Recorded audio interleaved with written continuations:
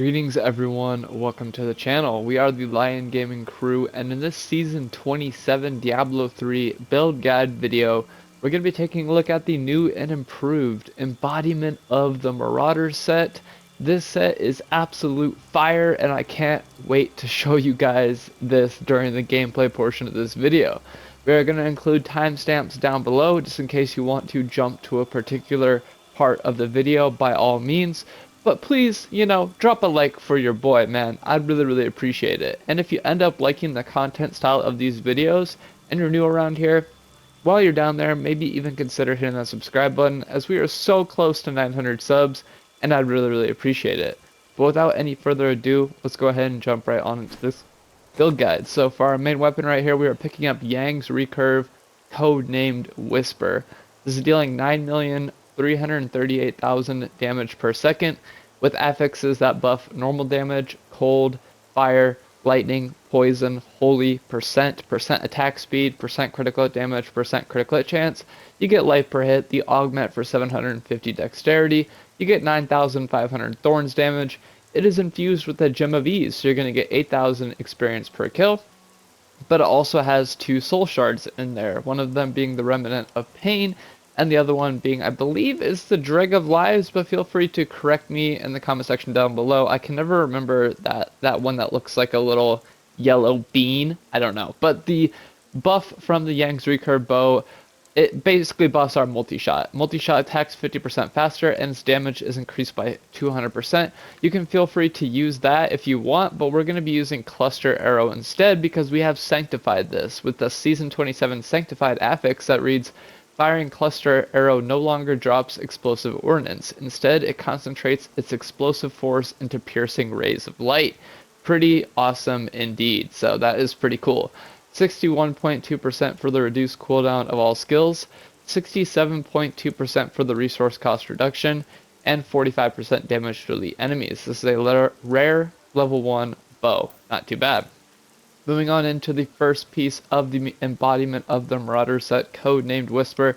The cool part about this new build is you don't have to rock the Ring of Royal Grandeur. We have the full 6-piece set bonus, no Ring of Royal Grandeur needed. So we're going to use that cube slot to slot the Stone of Jordan ring to nut us some insane elemental damage. So this has 6,235 dex, 65% life, 220% critical damage, 14% critical hit chance, the augment for 750 dexterity, and 70% gold from monsters. It has another soul shard affix on there from season 25. Killing an elite enemy reduces all your active cooldowns by 5 seconds. 35.0% for the reduced cooldown of all skills, 27.7% for that resource cost reduction, and chance to deal 24% area damage on hit. Moving on into the shoulders, these are pretty much identical to the gloves, so let's just move on into the chest.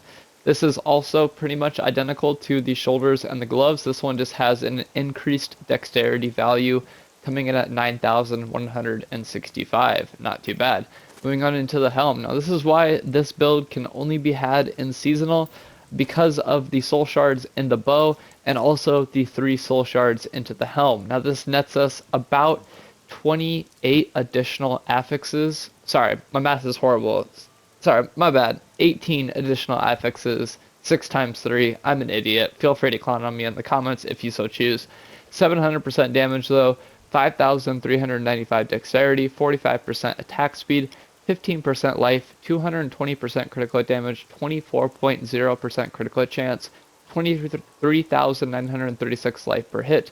The augment, you get 17,376 life after each kill, you get 38,625 life from health potions and globes, and you get increased move speed after picking up a health globe for 40% for 7 seconds. Now it also has a crap ton, like a metric crap ton of season 25 soul shard affixes. There's so many of them, there's no way I'm going to be able to list them all, but I will name off a couple of them that I think are really good.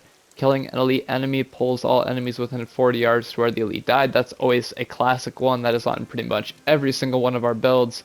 Very nice. Another good one, when you deal poison damage to an enemy, they receive 50% increased poison damage from all sources for 10 seconds. Now that works in tandem with the bow because it has 3,000 to 4,000 poison damage on there, so you're just going to get an extra 50% damage from all sources, which is awesome. You also can move unhindered through enemies, and each enemy you pass through receives the Mark of Destruction for 7 seconds.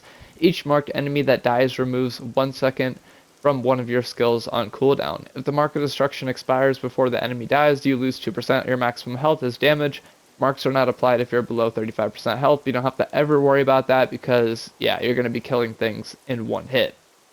56.9% for the reduced cooldown of all skills, 40.9% for that resource cost reduction, chance to deal 24% area damage on hit, and a 45% damage to the enemy bonus. Moving on into the amulet. This is a rare level 1 amulet, the PvP amulet to be exact, buffing all main stats, but you also get 7,182 to 7,637 damage, cold, fire, percent damage. You get 60% attack speed, 10% critical chance. You get 23,000 life per hit, 100% damage to all Demon Hunter skills. The augment for 750 dexterity. It ignores durability loss, so you never ever have to worry about losing it to the blacksmith. You get increased move speed after both killing an elite pack and picking up a health globe. And yeah, it's pretty good. This one also has a bunch of those Season 25 Soul Shard affixes on there. Some of the good ones are when you critically hit an enemy, you increase the attack speed of all players by 5% for 5 seconds, max 10 stacks, so that caps out at 50% for 5 seconds. Not too bad at all. The Pool of Blood now negates elite affixes within its area, which is pretty cool. And a bunch of other good ones. The Echoing Fury legendary bonus, slaying enemies engulfs the wielder into a frenzy. On receiving fatal damage, spawn a shadow clone that prevents your death, which is really cool. Then it has a legendary bonus for the Manticore, I believe is what it is. Reduce the hatred cost of Cluster Arrow by 50% and increase its damage by 300%. That's going to be perfect because that's going to be our main damage dealing attack. 56.9% for the reduced cooldown of all skills. 46.8% for the reduce all resource costs. 60% damage to the enemies. And finally that 25% movement speed increase. Moving on into the bracers. These are the Warshan arm guards. So every time you destroy a wreckable object, you gain a short burst of speed. This is a really good bracer for the Demon Hunter because you destroy pretty much everything with your bow and your skills. So it's pretty awesome. But other than that, though, you know, it's a standard piece of gear. It's got dexterity, percent life, gold from monsters, and 75% magic item find. Moving on into the offhand. This one also buffs our sentries, which is really, really good. But not only are sentries also buffing Cluster Arrow by an additional 200% increased damage, netting us about 500% increased damage just from the amulet and the quiver, which is super, super cool. 5,000 regular damage, 500% damage, a little bit of strength, dexterity, increased attack speed, 15% and 20%, 65% life, 100% critical damage, 10% critical chance. You get life per hit, you get more dexterity, 70% gold from monsters, 57.3% for the reduced cooldown of all skills, 27.7% for that resource cost reduction, and chance to deal 24% area damage on hit. Moving on into the ring number 1. This is the test ring 516 for immortality, so you're never ever going to die while wearing this ring. A couple of things that stand out to me when I'm looking at this is the 200% damage to all Demon Hunter skills, obviously. The gold health pickup radius is increased by 100 yards, that is fantastic. It ignores durability loss, the same 2 movement speed increases than the legendary gem bonuses. 46.8% for the reduced cooldown of all skills, and the resource cost reduction, not too bad. For the second ring, this is the 1 billion physical skill damage ring, and as I said earlier in the video, we're going to be combining this with the Stone of Jordan ring to give us some insane elemental damage. Like, you'll see it when we get to the detailed stats. Other than that, though, pretty much identical to the other rings, so, you know, we'll just breeze down here because there is some things that have changed. Chance still 144% area damage on hit, that's pretty fantastic. It also has increased cooldown of all skills and resource cost reduction, both coming in at 65.1%. You also get 35% chance to inflict bleed for 21,000 to 27,000 regular damage, and 400% weapon damage, both over 5 seconds.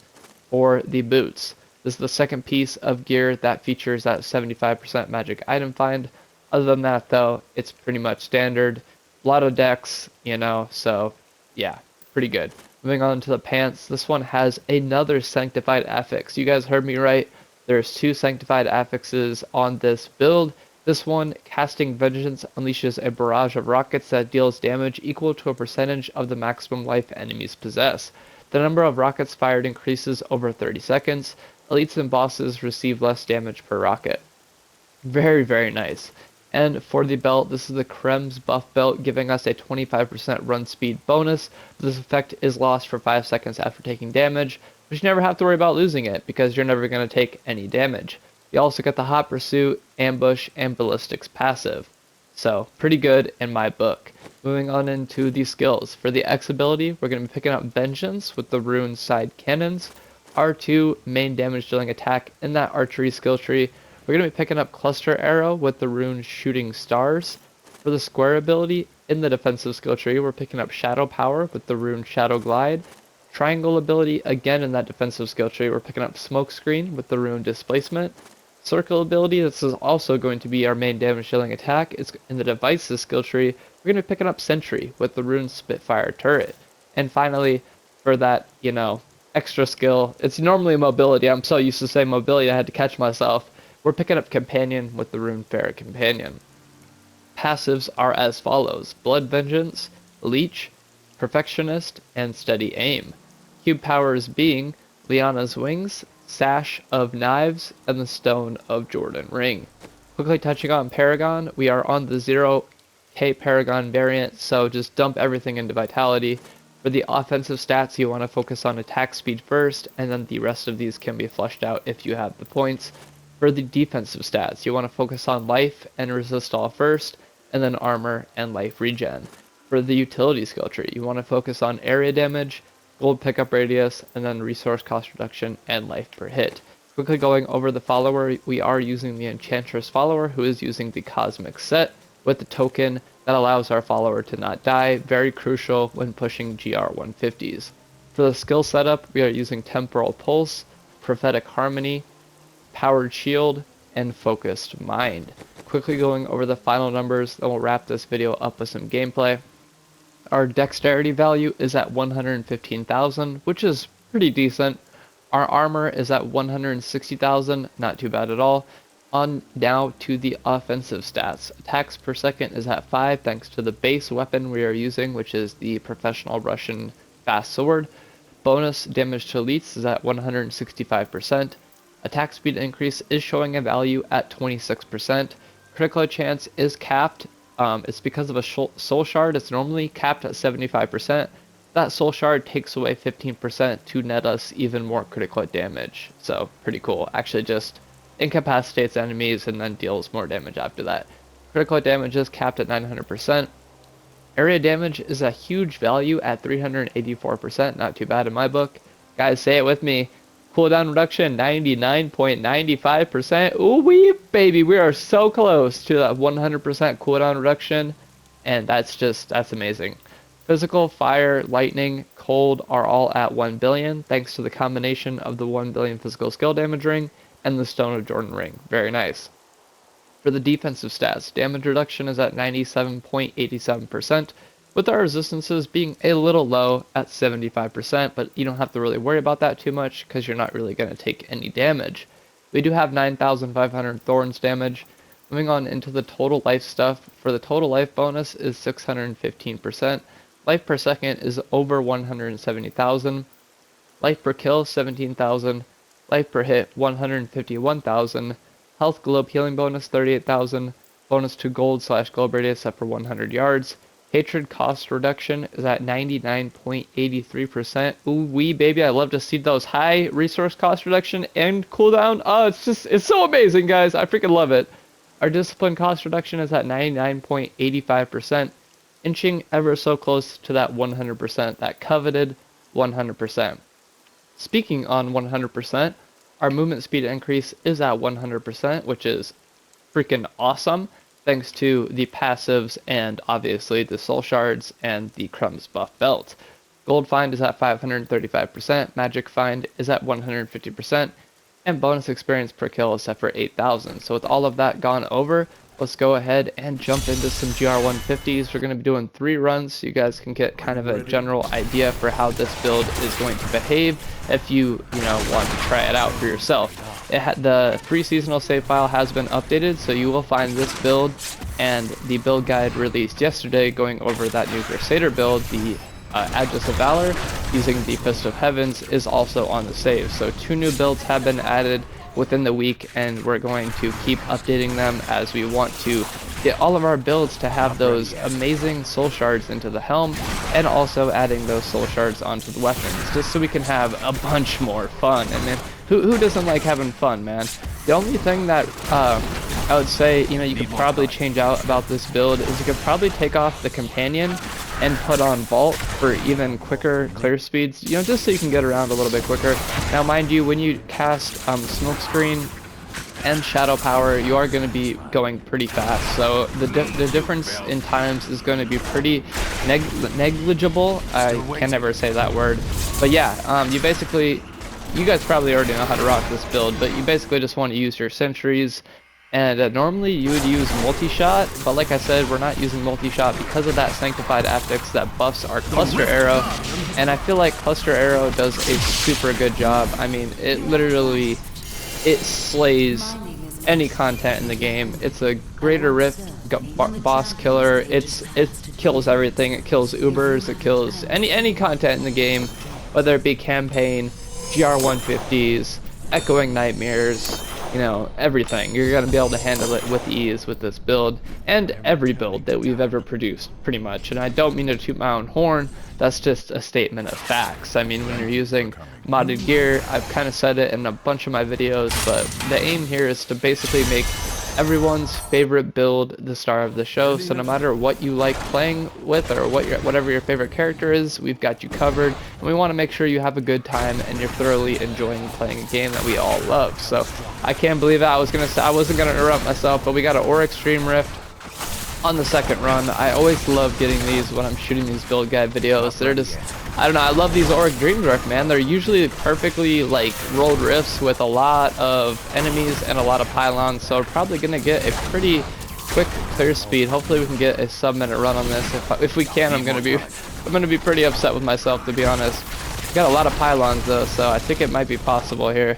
Let's go ahead and go to the next rift floor here, finish it out. I think we're gonna get super close, but I think it'll probably be right on the minute mark, I think, for the final time. I think it's gonna be really close to that minute mark. Yeah, it was pretty close. It was like 51 seconds, so this build is capable of hitting sub-minute rifts. I've done it quite a few times during my testing. Now, I haven't tested this one as much as I normally test my builds before releasing them. I've done about 25 runs with this. I normally try to do at least 50 to 100 runs to kind of ensure that the build is going to be handling, you know, to my expectations. But this one seems to be performing pretty well. I haven't really noticed any downsides to this build. I wish I could get it to incorporate using the sentries a little bit more, but Cluster Arrow just does such a good job at taking out all the enemies. I feel like you really don't even need to use your sentries, which is kind of sad, but I mean also kind of awesome at the same time. I mean, like, I've never really used Cluster Arrow when I play as Demon Hunter, so having this build just crank out the pain the way it does is pretty awesome to behold, and I really think you guys are going to enjoy this one. It's a nice change of pace. Normally when I play the Demon Hunter, I'm all about the Gears of the Dreadlands set. Now, mind you, I still love the Gears of the Dreadlands set. I think it's a fantastic build, especially using mods, but I think it is fun to kind of switch things up every now and again. And when I play with this build, with the increased movement speed, I mean, what's not to like? I mean, you're dealing crazy damage. It looks cool while you're doing it too. I love the animation of the Cluster Arrow, like, and it also like propels you forward too when firing, which is pretty cool. I think it's an awesome build. I really think you guys are gonna like it. If you have any feedback for me, go ahead and let me know in the comment section down below. And again, if you're looking for any of the gear shown in this video, it is being given away for absolutely free. I do want to note though, you are going to need either a jailbroken PS4 or Save Wizard to re-sign the save to your account. But if you don't have either of those, we usually run a giveaway once a week that ends on Fridays for round 3 to 4 winners. So feel free to enter in that if you don't have either Save Wizard or a jailbroken PS4. But I'd like to thank each and every single one of you for watching. If you made it all the way till the end, you're an absolute legend, and I really appreciate your support. And I hope to catch you all in a future video coming out soon. Stay safe, stay happy, and last but not least, stay gaming, my friends. Lion Gaming Crew, signing out.